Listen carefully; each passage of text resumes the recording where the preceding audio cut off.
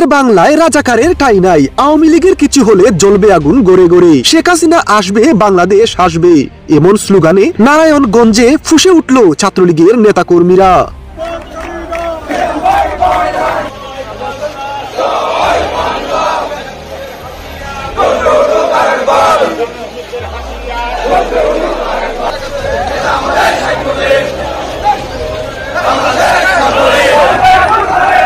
ভাই রে ভাই, আওয়ামী লীগকে নিষিদ্ধ করার পর থেকেই দেশের বিভিন্ন জায়গায় নিজেদের অস্তিত্বের জানান দিচ্ছে আওয়ামী লীগ ও ছাত্রলীগ। নিষিদ্ধ করেও আন্দোলন যে দমিয়ে রাখা যায় না, এটা আবারও প্রমাণ করে দিল আওয়ামী লীগ ও ছাত্রলীগ। এটা তাদের অস্তিত্বের লড়াই, যত বাধাই আসুক এ লড়াই এত সহজে থেমে যাবে না।